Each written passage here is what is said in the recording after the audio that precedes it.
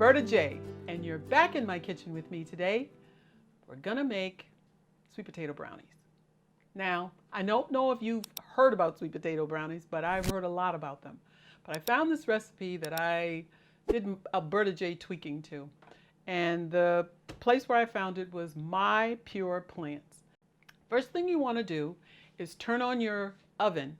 Yes, you're going to need an oven. And I know it's hot, but 375. And then the next thing, you need either an 8x8 or a 9x9 baking pan, parchment lined, because that's where the brownies are going to go. Really simple. We're going to do the liquid and the dry, put the liquid into the dry, mix it up, put it in there and bake it. Okay? So the first thing we're going to put in, because they're sweet potato brownies, is sweet potatoes. That's 1 full cup of mashed sweet potatoes that you have cooked.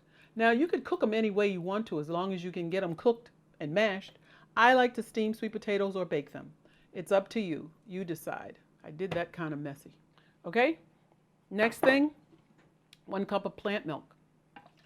Plant milk usually has some clinging to the side. Just get it all, okay? I give you the measure of a cup. Get all that, as much of that cup into this food processor as you possibly can. And then you need a tablespoon of vanilla. And the last is 2 tablespoons of nut butter. You can use whatever nut butter you like, which means peanut butter, cashew butter, walnut butter, pecan butter, whatever kind you like, but just use 2 tablespoons of it and put it in here with the rest of the liquids. Put the lid on and blend till it's smooth.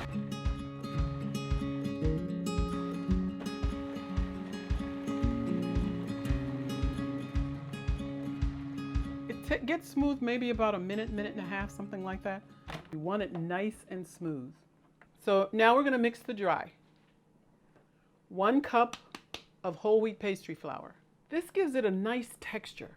These brownies, I want to say before I put any more ingredients together, it's more like a fudgy brownie.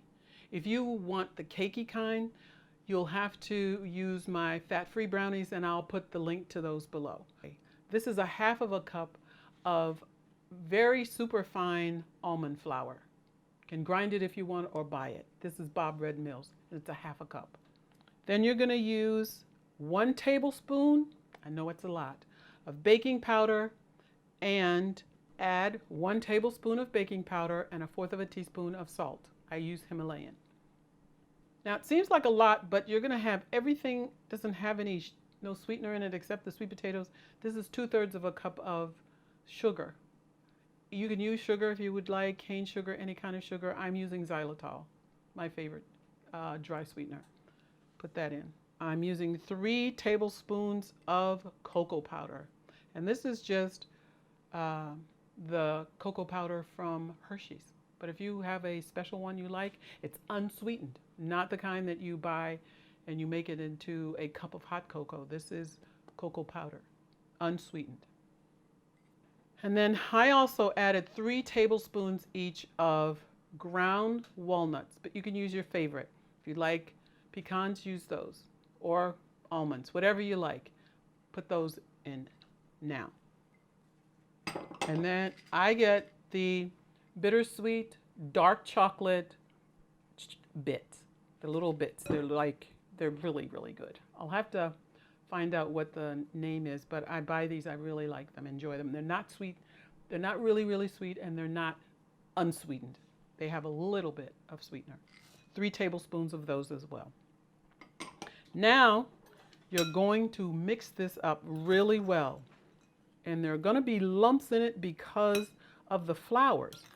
But you want to get out as many of those lumps as you possibly can before you put in your set aside sweet potato mixture. Get all that cocoa powder incorporated. Okay, then you'll make a little well in the middle, like that. And then take your sweet potato mixture, you're going to pour it right into the well. Get all of that mixture in there.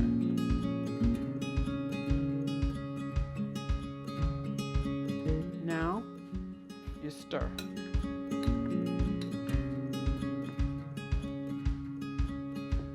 Make sure everything is incorporated.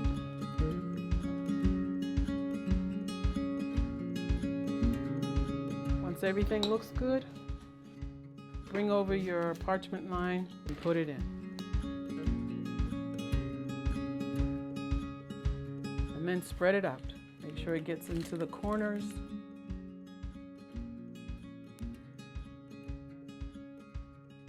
Now that it's all done, nice and even, you're gonna put it into your preheated oven for 35 minutes.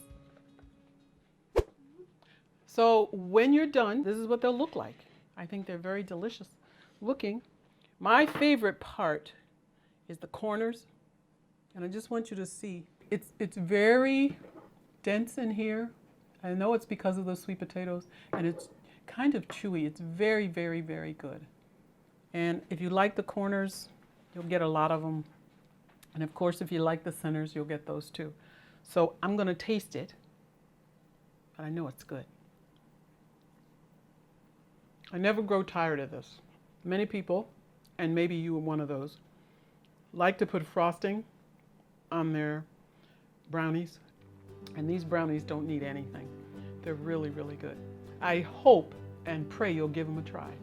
I don't think you'll be sorry for the time that you used to put all this together and then let them bake. And when they come out, one of the things you should do is let them rest for 20 minutes. Don't eat a hot brownie, okay? Anyway.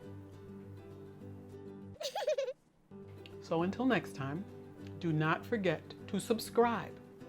Do not forget to click on the bell so that every time a new video is uploaded, you will get the notification.